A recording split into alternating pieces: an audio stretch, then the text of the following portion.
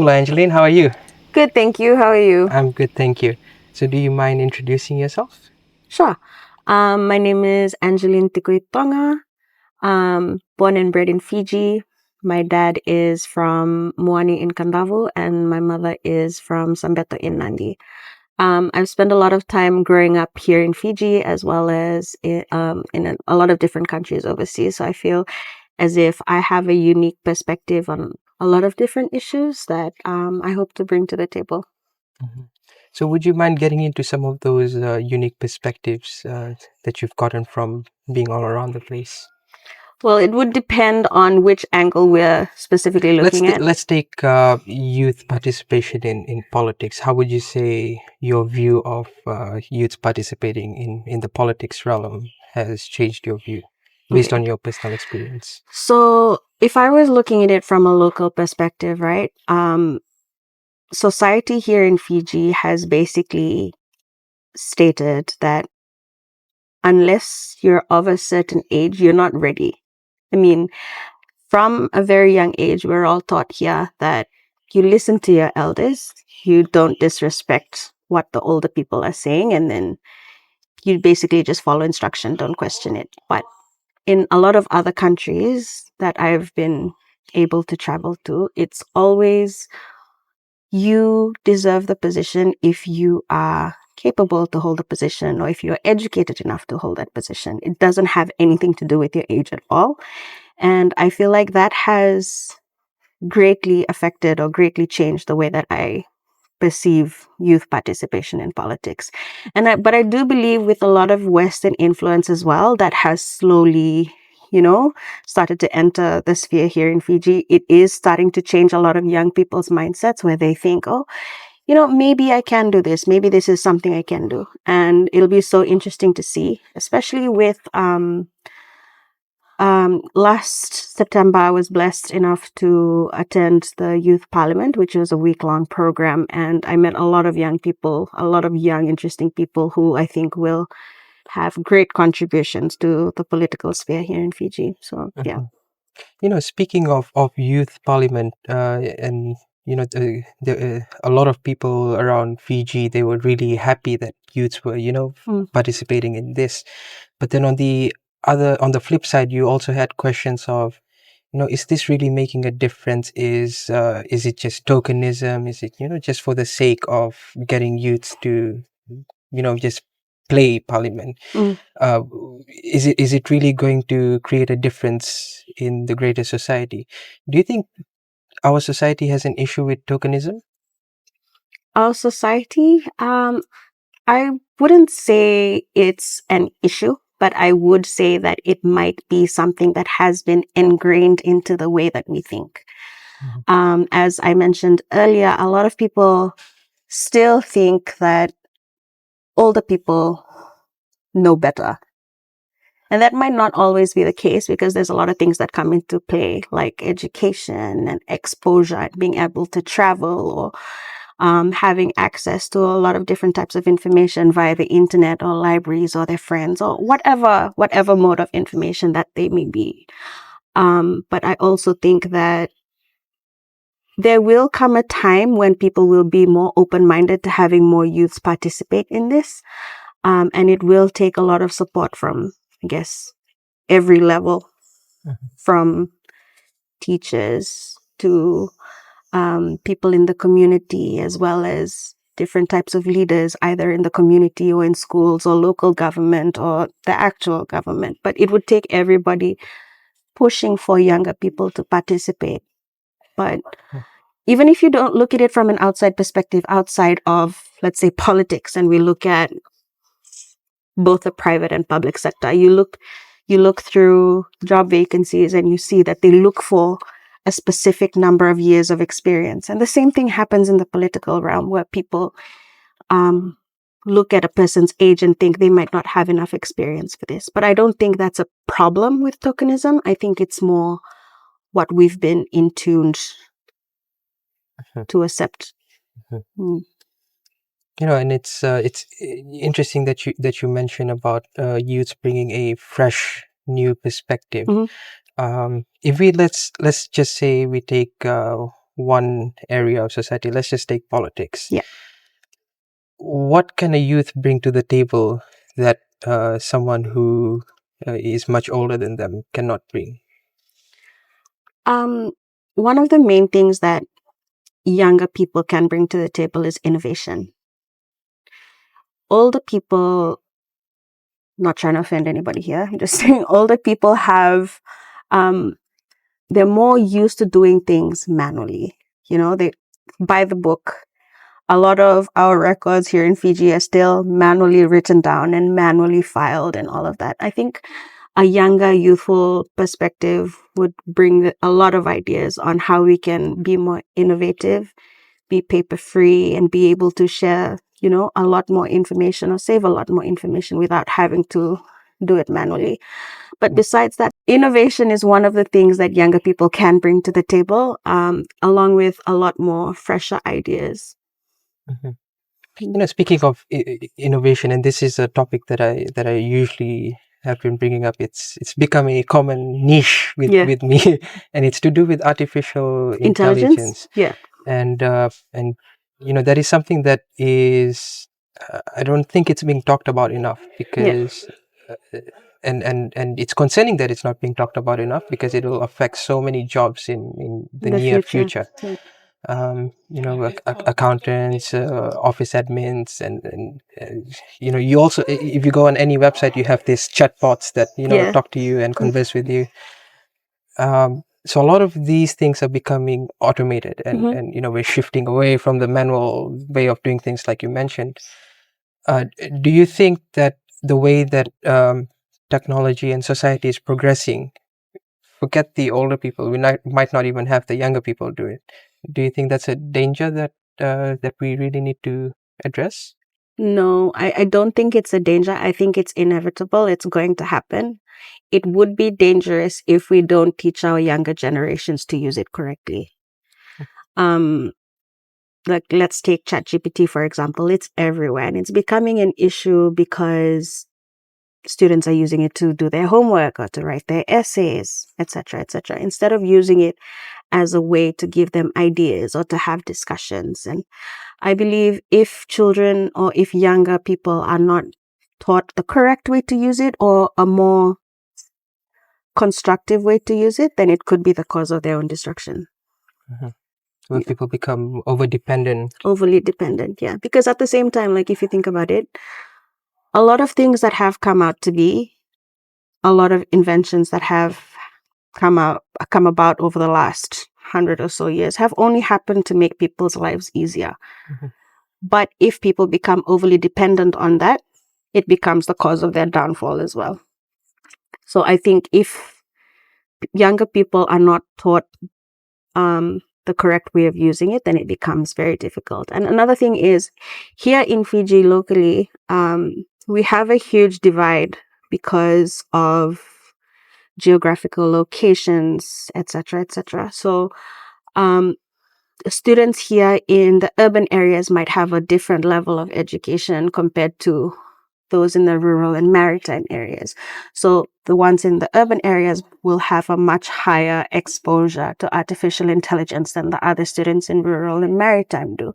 So I guess another issue that we have to kind of address is how we're going to make sure that these students are able to find a common ground. Yeah, connect. Otherwise, it'll just cause a larger divide. Do you think, especially with political participation, a lot of people from rural areas are left out or are neglected? What are your thoughts on that?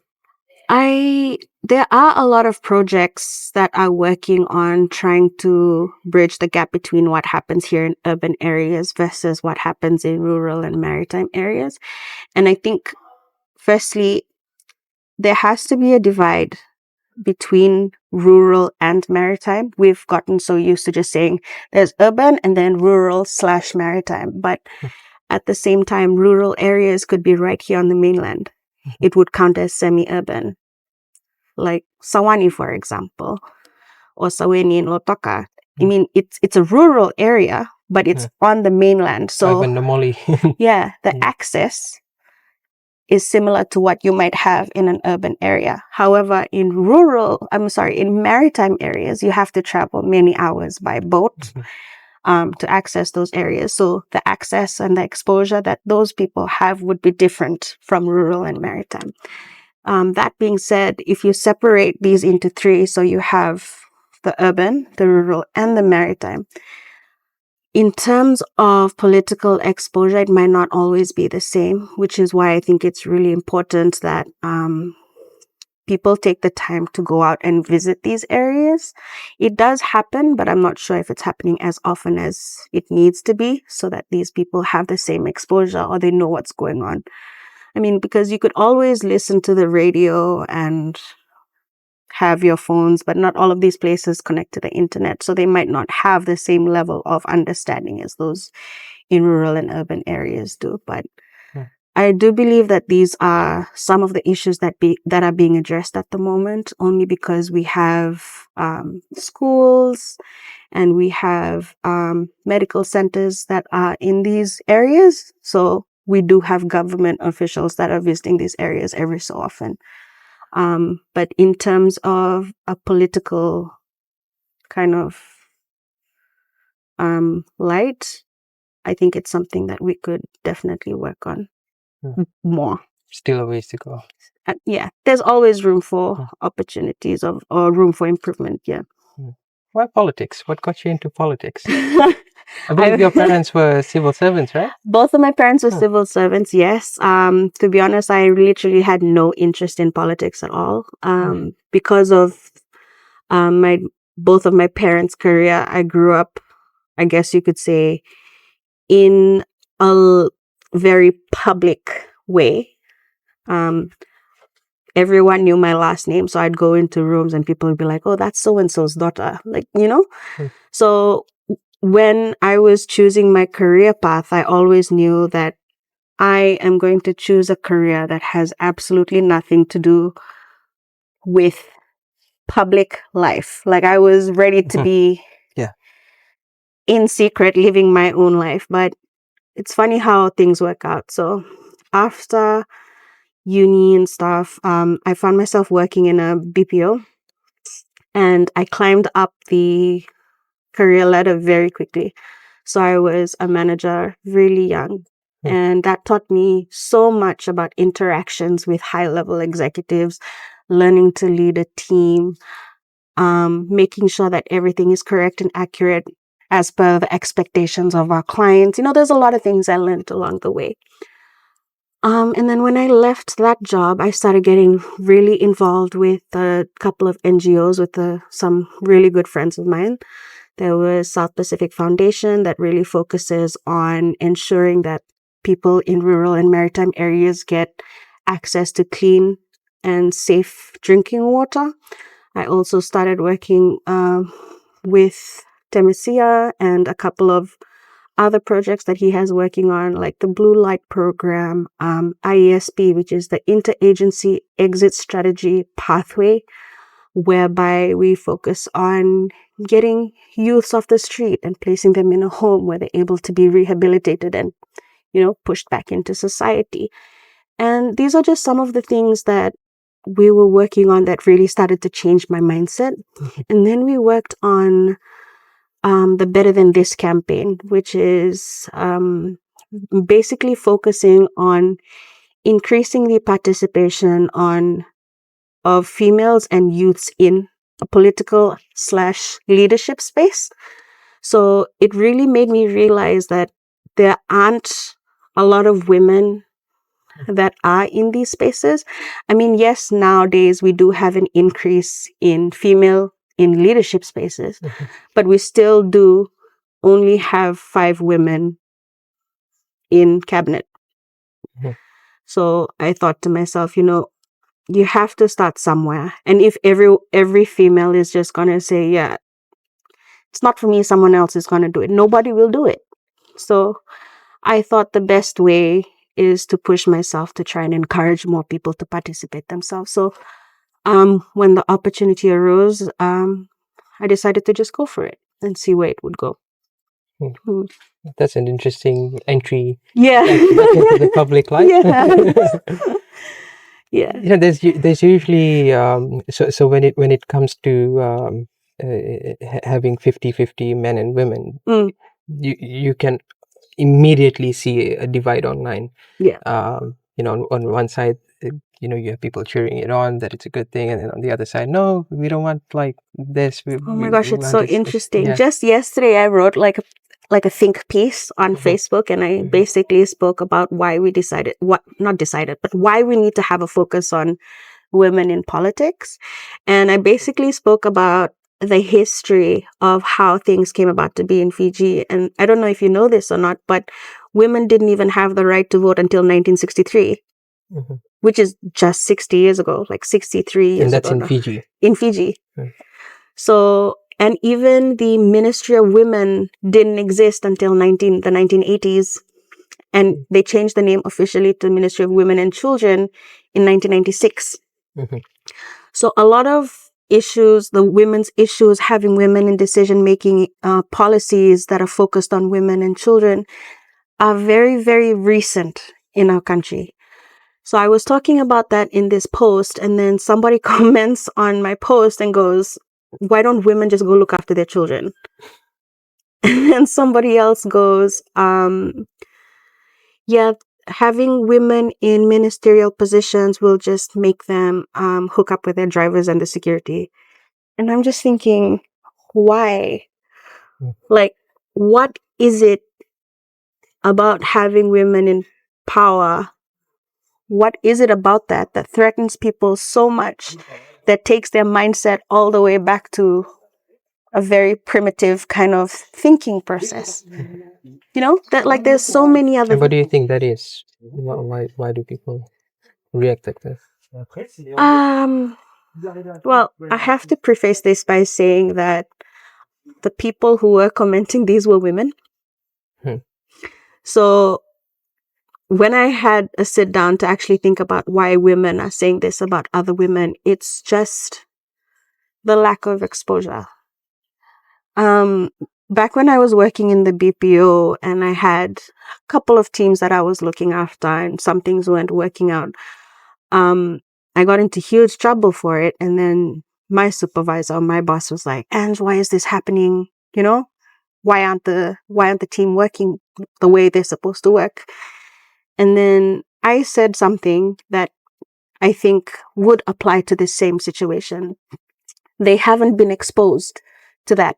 So they don't know what they don't know, Everything that they say or their perception ends at what they know. So I think right now, while we're trying to focus on increasing youth participation and female participation, we need to have more youths and females stepping up into that space to try and participate, because that's the only way that we will have more exposure to the people in our country. Like if we have only women from Suva participating, the women from the West will be like, it won't make a lot of noise because no one in those different towns and cities and rural areas and maritime areas will think, oh, that's one of our own, we should support them. Yeah. However, if we have maybe one representative from every town or every city or every province, then little girls would be able to say, oh my gosh, I know her, we used to be neighbors. It becomes more personal, and they're able to relate and hopefully be inspired to participate in the future. But yeah, it's a lot to think about. But is the goal of the quota to have 50% from one side and 50% from the other? How does it look percentage? Right? I know it's hard to like just get that on get people in a number to participate to begin with in another format. Because and let me play the devil's advocate here. Right? Let's say you have 10 people from village A, and only 7 people have interest in politics, and out of those 7 people, 6 of them happen to be men, and 1 of them happened to be a female. So how would you balance a quota on that sort of percentage?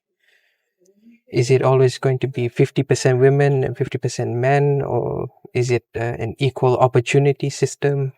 See, currently, I believe we can't have a quota flat out like that because we have to start at encouraging people to participate in the first place.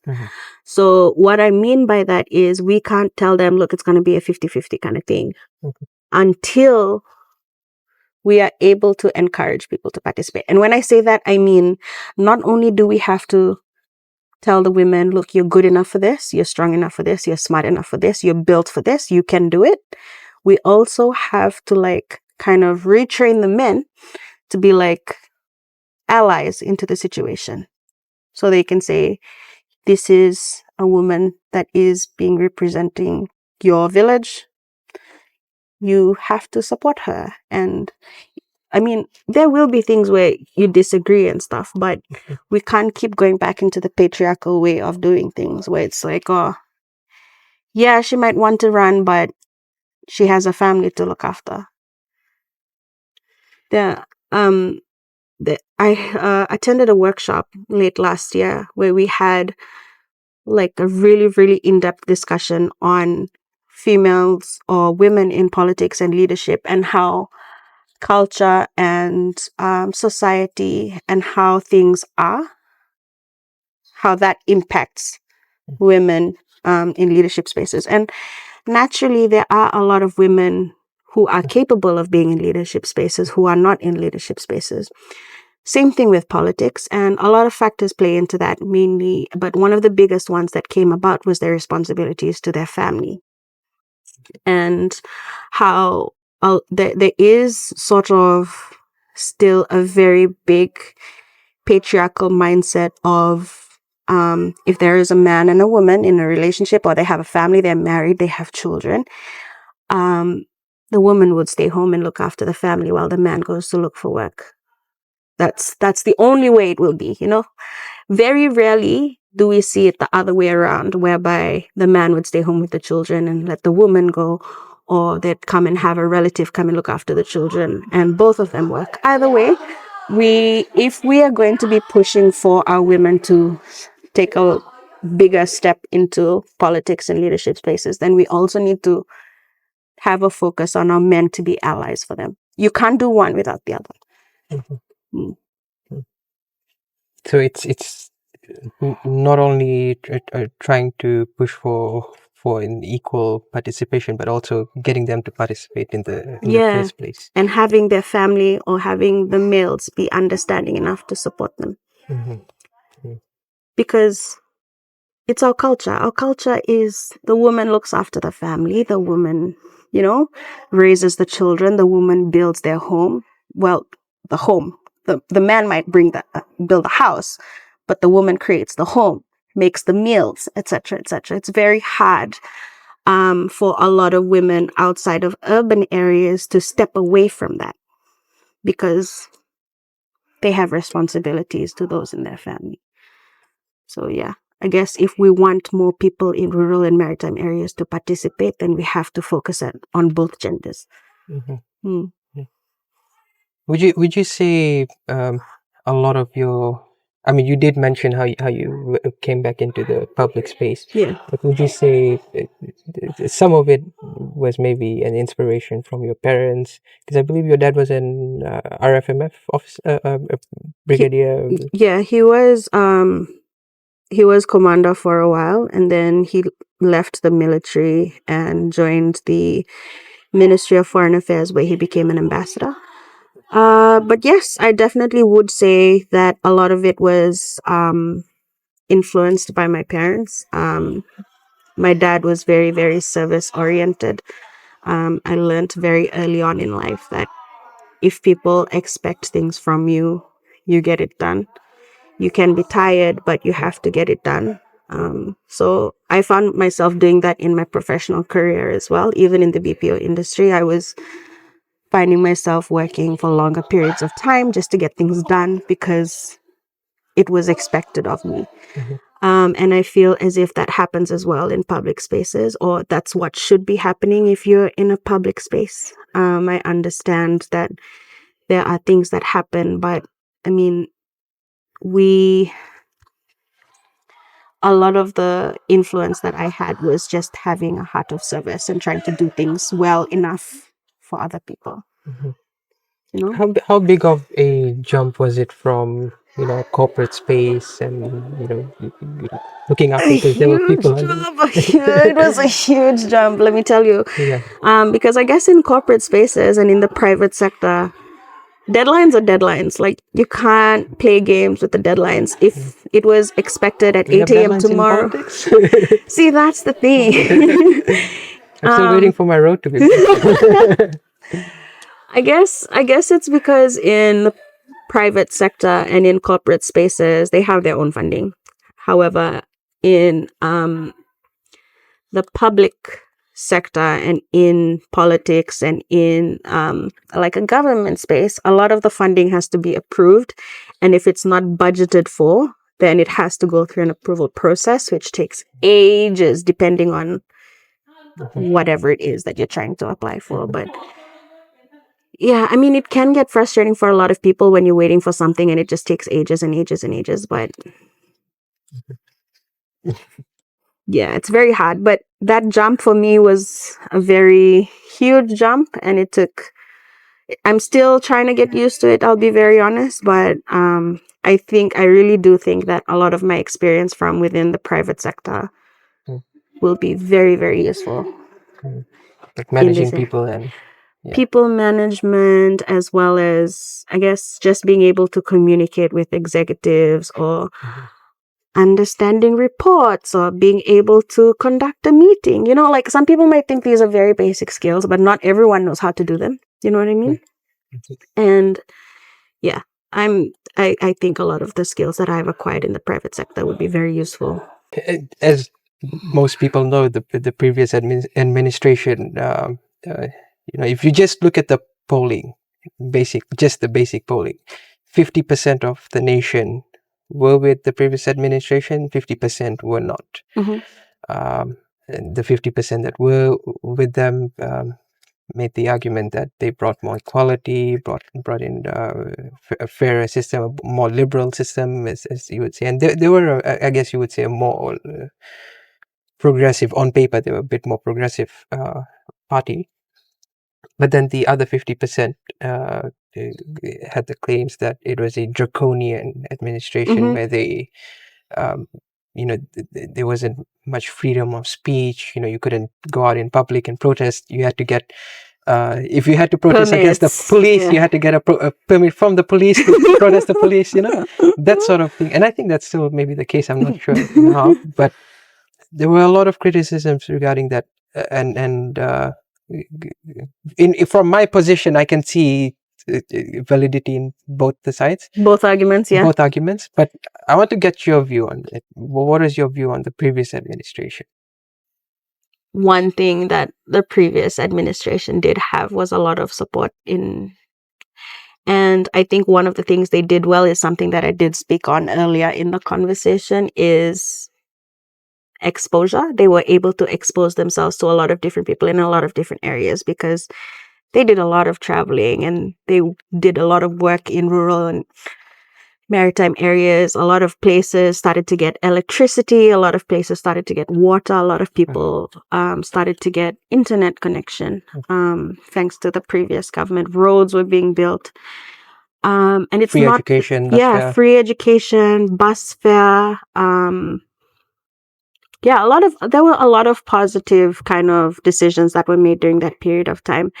And I think one of the things that the previous government did well was tell people that they did it. You know what I mean? They would go out into the villages and say, hey, this is what we've done, FYI, just so you know. So people knew them. They felt closer to them. So during elections time, they got a large number of votes because people were familiar with them. You know what I mean? I think one of the things that really affects how well people, what's the word? I wouldn't say accept, but I guess how people relate to a government is whether or not they're able to relate to the person. And I think the previous government and a lot of the members of that administration did a lot of work going into rural and maritime areas. I mean, you can find photos anywhere of them in villages or opening something, opening a road or opening a school or something. So they did a really great job at not only creating their own media presence, but going out into these areas and making themselves known. So around elections time, people were like, oh yeah, I remember that guy. That guy was the only minister that came to my village. You know what I mean? So they became relatable. They became known. They became familiar to people. And I think that's something that they did really, really well. And they also didn't run their own social media pages. And I think we need to go back to in some cases. Yeah. But yeah, they understood what people wanted to see and they let people see that. So connecting with people was, you'd say, the strong point. And this is another thing that I bring up in almost every conversation. It's a big inspiration from my friend Alfred Thora. It's the culture of Veitalanoa that we have in Fiji. You know, where you sit down with the other person. You Just know, have a chat. just have a chat, and Alfred explained this really well, and he differentiated between what a Talanoa is and what a Veitalanoa is. So a Talanoa is, you know, someone sitting down and just, you know, conveying the message. Yeah. Whereas Veitalanoa is something like what we are doing right now. Back and forth. There's a back and forth, right? And like you mentioned, the previous administration went out and, you know, connected with these people, and you know, there have been not only under this administration, previous as well, you know, groups that have felt left out. And one good example of that are the people of Serua, where the home is practically sinking. And you know, and then with that comes the concept of Vanua, because they are so much connected to, you know, their land, and because it's their home and they don't want it to be gone, right? Like imagine your home got flooded, you try and mitigate so that, you know, you don't have to move out. And people from Serua, they probably do feel left out, and people from other communities as well, maybe some maritime communities as well. Do you think we really need to emphasize on, instead of, you know, just having a, let's say, a media a PR video for, you know, I'm addressing these people here, like ministers actually need to go out and talk to these people and get their feedback? I think it is happening. And the only reason why I say that is because in December 2024, a couple of friends and I, under the South Pacific Foundation, did a flood relief campaign for the victims of the flood in Nandi. If you remember that time, there was a really bad flood around Christmas time. In Nandi? Yes, the year before last year. That's almost every heavy rain. Yeah, almost every heavy rain. Yeah. But that year it was particularly bad because it was flooded from Lautoka side and then it was flooded from Singatoka side. So all of those that were affected in Nandi couldn't get any aid because the aid couldn't come into... There's no detour. There's no detour, exactly. So we got together, my friend Hosanna Kambakor and I got together and we managed to pull donations, people who donated stuff, they like the basic necessities, you know, like dried foods, packaged foods like biscuits and milk and sugar and flour, sanitary items, basically whatever we could put together for these families. And we managed to pull in a lot of support for that. But after that entire ordeal, we did have a lot of support from the government as well, from the Ministry of Rural and Maritime Affairs through the Commissioner Weston's office. And we even had a visit from the minister himself at that time. And he also went out and visited some of these affected areas and had discussions with these people who were affected by the floods. So I do know that those discussions are happening, but some of the people from these areas that we spoke to really put things into perspective for us. in saying, we ask them, why don't you just move? This happens every time it rains. Like, why don't you just relocate? And then they turned to us and they said, relocate where?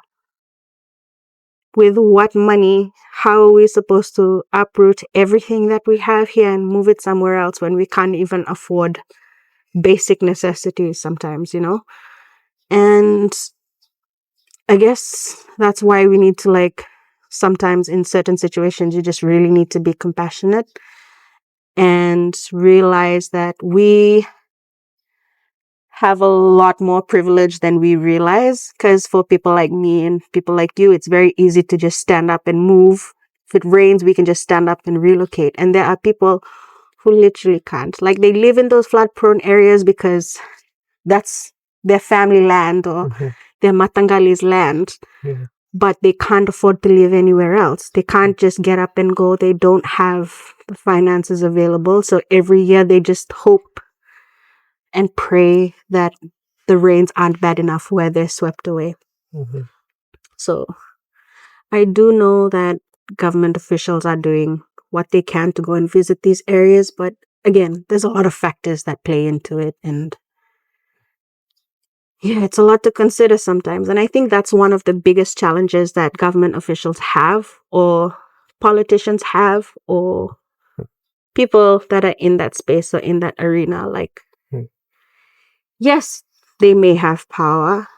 But at the same time, there's a lot of things to consider and a lot of limitations and a lot of approvals that don't even have anything to do, like, it's outside of your hands. And I think as And the compassion element as well. yeah, the compassion element. As Fijians, as Itoke, I think one of the main things that we need to remember is, if you have a mobile phone that has working internet and you're able to type a hate message on Facebook, you need to realize that you are privileged, because there are people who can't even afford to have the basic necessities, who live in a tent, or who live multiple generations in one household because that's all they can afford. And it's very difficult, or it's very easy for people to jump online, see that this area is flooded, and then complain. Why don't they just move, And I think compassion has to play a huge role in to how these people, or how we look at those kind of situations. There's an argument that someone from a metropolitan area, someone from a developed area, they are blinded by their privilege and they are not able to see what these people are going through. But you're from a metropolitan area and I'm from a metropolitan area, but you're able to see that. You're able to see what these people are going through. How do you think people from these developed areas, or people that are definitionally privileged, how can they bring in that compassion element? How can they see these people that are suffering? I think there's multiple ways to do it. I think one, you can sign up with an NGO, become a volunteer, so you have the opportunity to travel out and expose yourself to the different types of issues that are being faced across the nation. Or people who are already in those spaces and are going into these different areas, try and document it and share it. I mean, social media has become such an important tool. It has become such a strong, method of communicating, of sharing information. If there are struggles that are going on in different areas, share it. You can.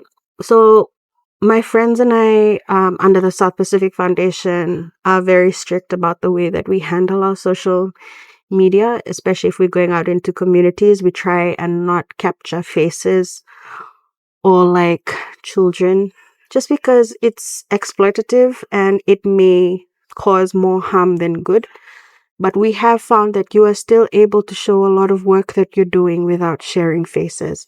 And I think that's something that more people need to do, just to show others what the real problems are. And together, if we shed enough light on it, then we're able to find a solution. But right now, because it's not being talked about, it's not being talked about enough. A lot more focus is being placed on metropolitan or urban areas. Are you a person of faith?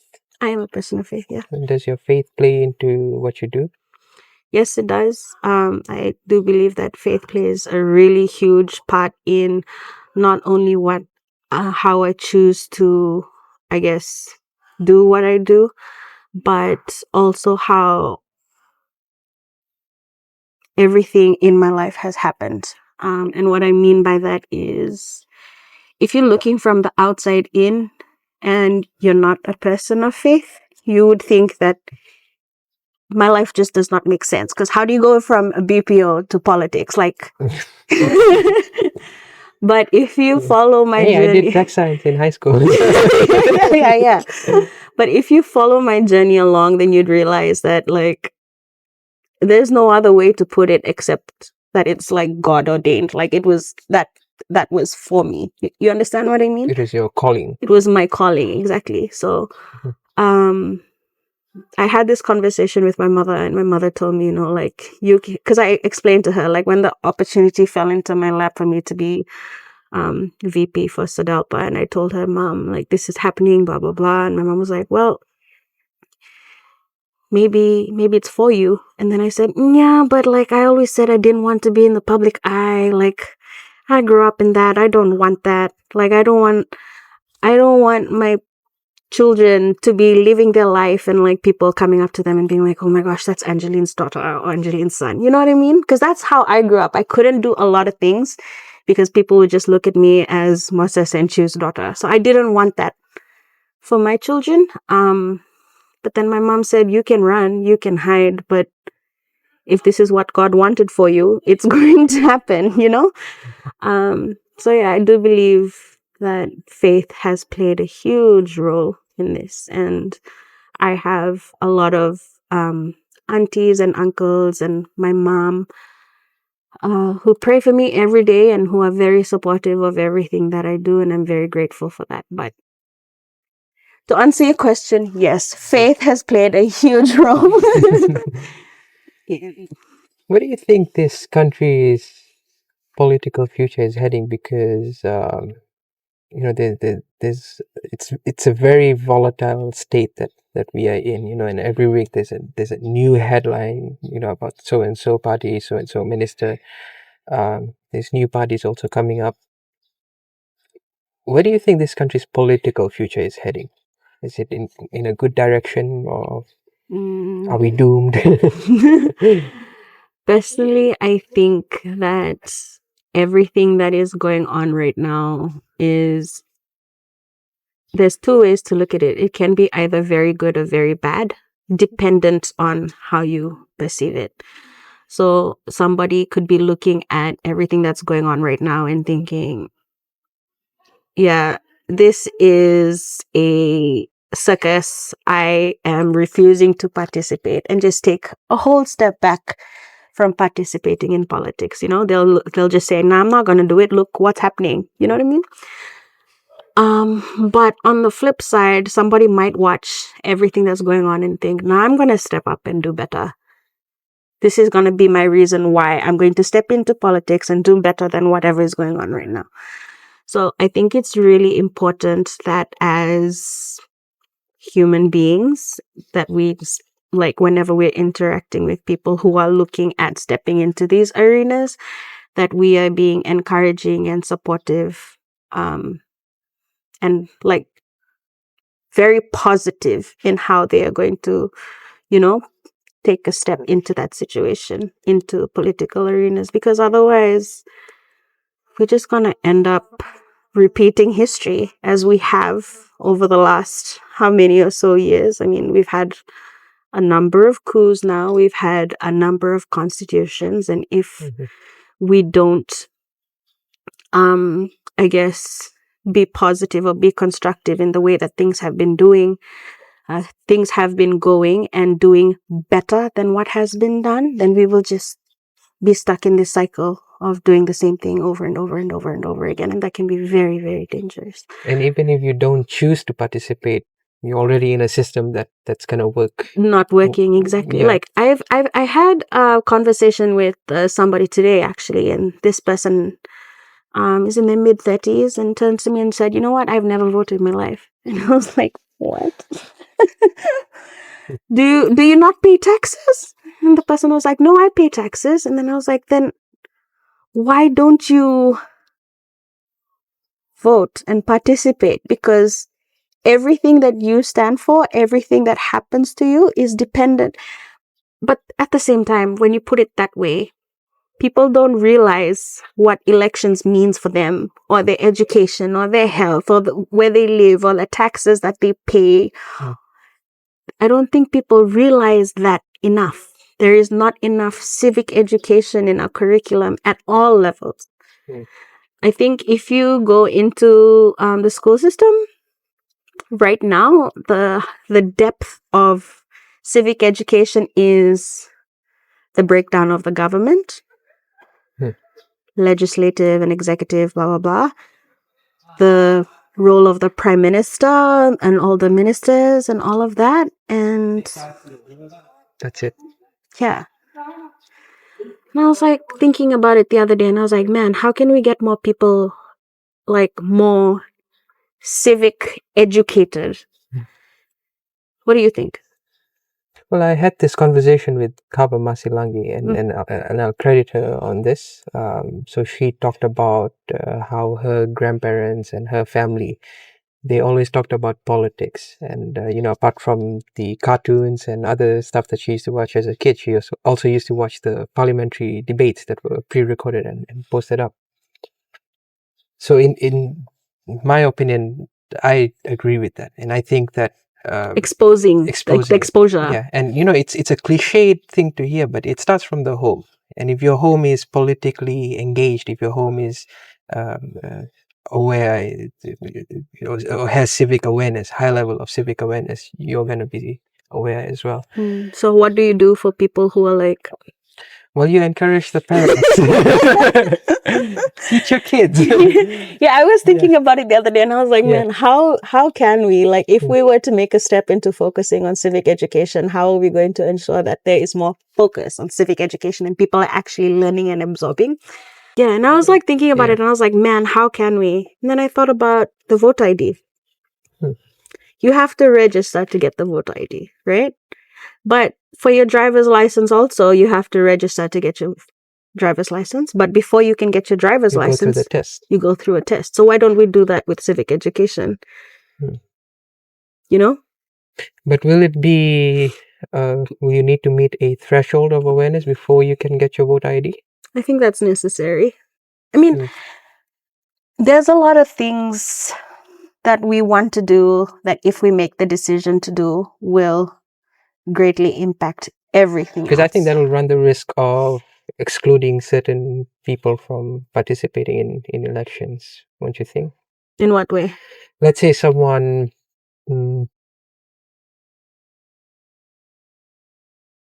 let's say intellect, right? And everyone has different levels of intellect. And so someone who has not been fortunate, or let's say has gone through trauma. But it doesn't have to be a written test. It can be an oral test, like suited to the capabilities of the individual. Because I understand some people... But what would be the markers of getting a voter ID? In your opinion, what do you think the markers should be? Understanding basically what your vote means, you know? For example, name me 3 things that would be directly affected by who you vote for. You could easily say health, education, and roads, you know? Because depending on who is the minister, that will deeply affect those things, you know? Or taxes. But I guess that understanding or being able to fathom why you need to vote is something that needs to be like focused on. I don't know, but that was just like a thought that I had on a random day. There might be a better way of doing it. I was just thinking of like, how can we ensure And then if you lose the card, then you have a refresher. You know what I mean? Like something. Because that's what happens with driver's licenses, right? You want to get your driver's license redone, you redo your defensive. But yeah, maybe somebody will come up with a better idea. I mean, as a concept, it does sound very. It does sound like something that should be happening. But to meet a threshold in order to get a card, I think that's where. I mean, maybe not a test. Maybe just go through a class. Go through a class, like a compulsory class. Yeah. The same way you have to go through a class before you're able to like actually sit in a cab before learning to drive. You know what I mean? Like a theory kind of. If you get 80%, your vote will count as 0.8. Yeah. I'm just joking. Yeah. I don't know. Yeah, I think a compulsory class would be ideal. Yeah. Yeah, you just have to go through that and maybe have a test anyways.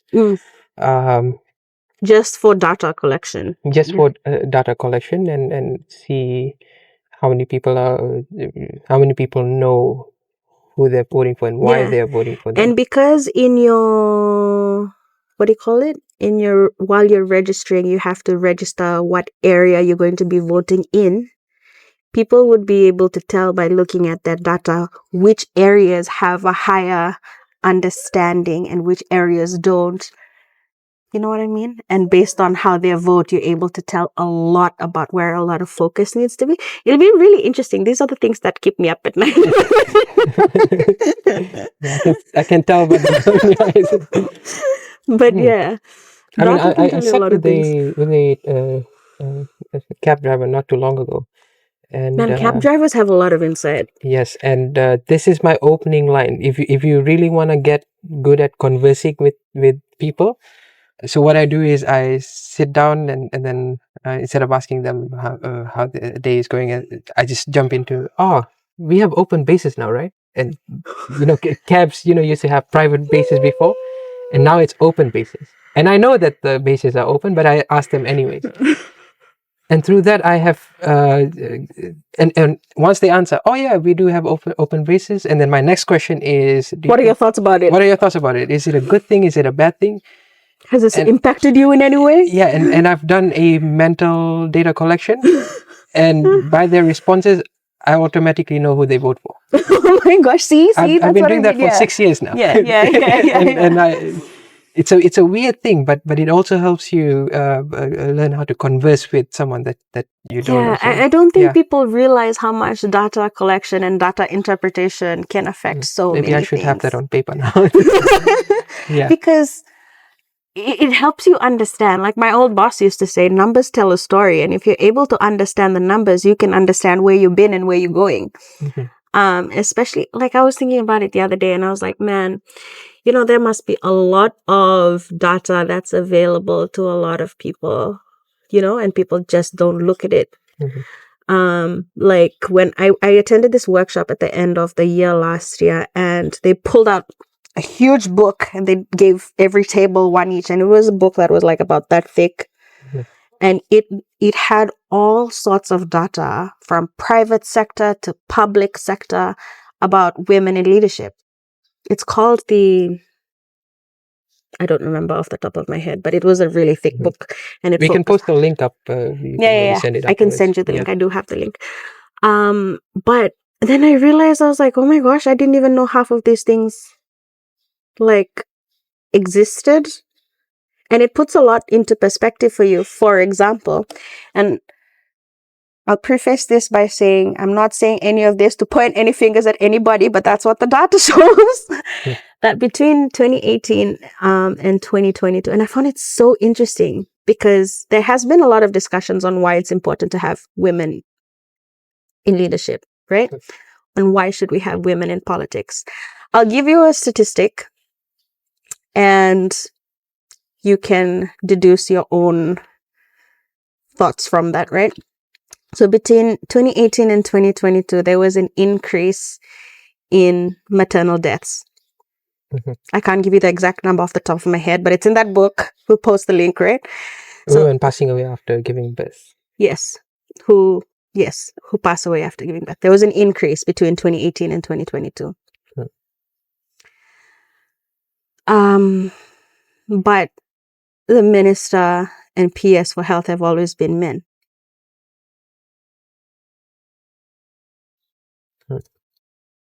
Even before 2018.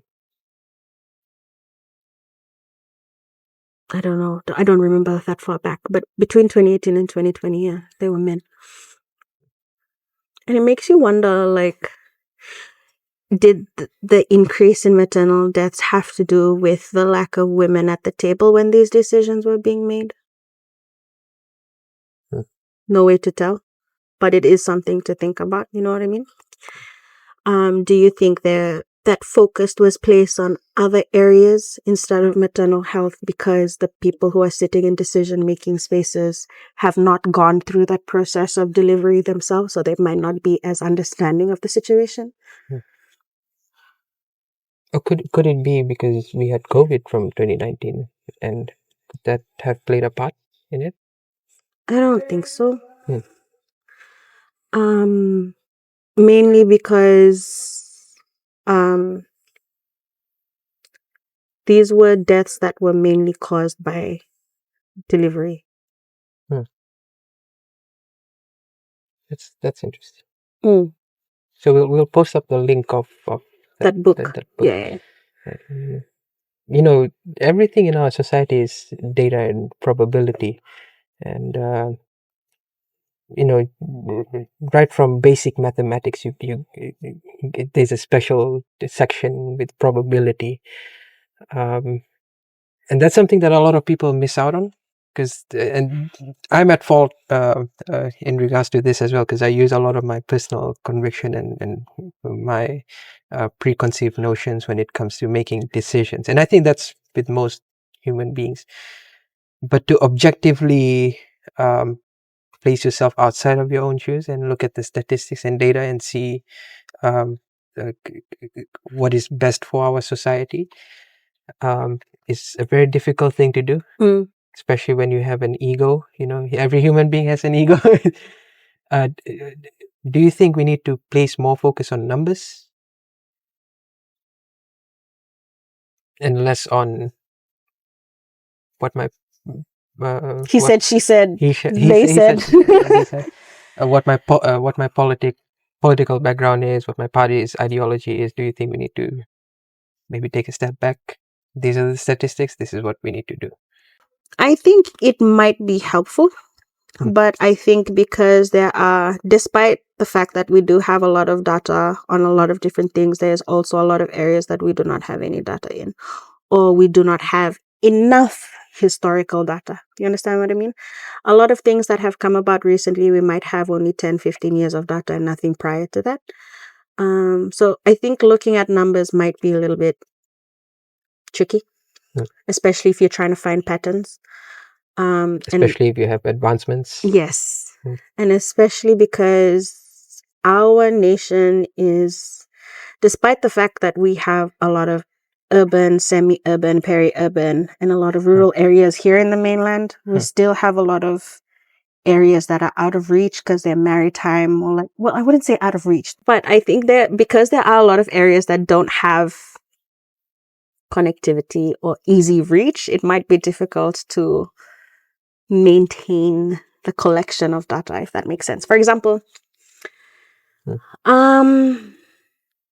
life gets in the way. So imagine you set something up in a village and you ask them to record what happens in the morning and what happens in the afternoon. First couple of weeks, it'll be great. They'll do it first thing in the morning, first thing, like last thing in the evening, before the sun sets. They'll write it down on their piece of paper, blah, blah, blah. But eventually, it'll be a hassle. It'll be an additional chore for them. So they'll just like, oh, I forgot to do it today. And that happens a lot. And then you go months later and you try and ask them, oh, can we see the recordings? We want to see what's been happening here. And they're like, oh, I stopped doing it like 2 months ago. you know what I mean? It becomes very, very difficult to track some things. Would you say And I don't want to run the risk of generalizing, but could it be a cultural thing as well? Because if you look at just the Fijian society as a whole, right, and throughout history, most of the Fijian, and especially the native Fijian community, their history is passed down through oral tradition and oral record keeping. Is it? And I feel like I am generalizing, but now that I think of it. But Do you think that could be a causing factor? Is what do you're you trying to think that could be a causing factor? Yeah, me placing an argument, not me saying it. say? Yes and no. I mean, yes, because especially if it's someone from an older generation that you're speaking with or you're interacting with, that could be a factor. But for the younger people, the motivations are different. Mhm. So we find, from my experience, not trying to like put anybody in the same box, but I've come across a lot of younger people. By younger, I mean like 30 and under, who won't do something if they don't get any return out of it. Mhm. Even though the return will happen in the future and it's not just for them, it's for everyone in that village. If it doesn't benefit them personally, Yeah. why am I going to make the effort? And yeah, so to answer your question, no. Yes and no. Depends on the generation or. Hmm. Very broad argument. Yeah. Yeah, that's. I think that's a good point about serving and Servitude, yeah. the spirit of servitude and serving others. Um, and I think serving someone for the sake of serving is probably the greatest form of charity.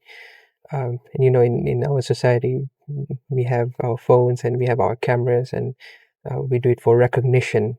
If you could do it in a light where you say that I'm not getting anything in return, but if you're doing it for fame, then I think personally that's not really a good thing. If there were cameras, it just so happened that there were cameras, then Yeah, so be it. But I think it's interesting that you bring this up because I think one of the major disconnects between our generation and the previous generations before us is that culturally, with natives with Itoke as well as people of Indian descent, we're all very communal.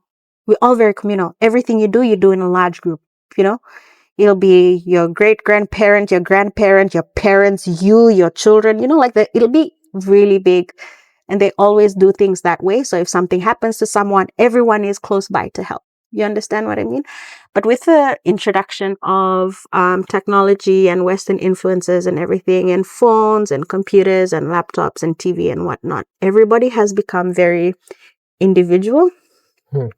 So when things happen, you don't really have a community that you can turn to. Communal response. Yes.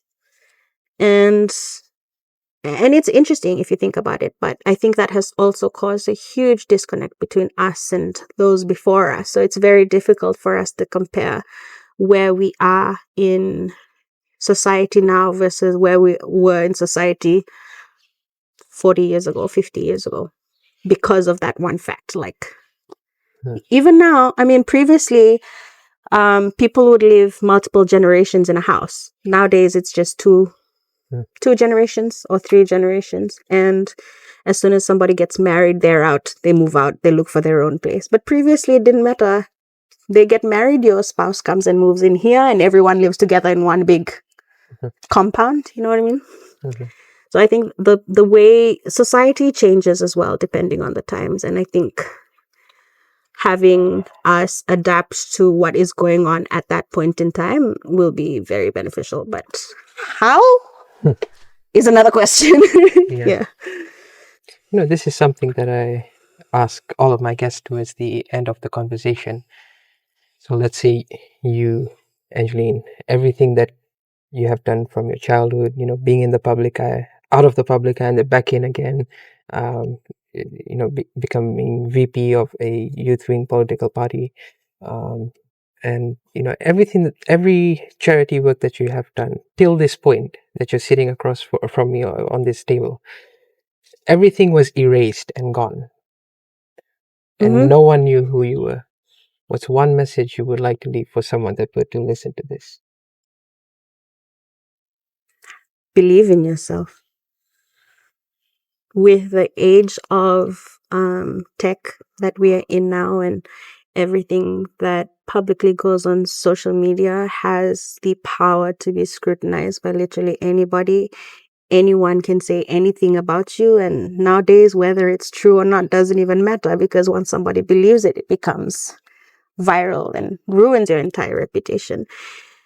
And that being said, you have to have a strong enough belief and foundation in yourself to be able to ensure that things like that don't affect you. And one of the most important quotes that I always try and keep with me all the time is ships only sink if water gets in. If water doesn't get in, the ship won't sink. Same thing. You will only be affected mentally by anything if you allow it to affect you. So you have to build a strong enough fort around yourself mentally, spiritually, emotionally, so that what people say or what people do against you doesn't affect who you are as a person. So yeah, that's my message. Lynn, it's been a pleasure to have you on the Philotical Podcast. Thank you very much for having me. It's been a great session.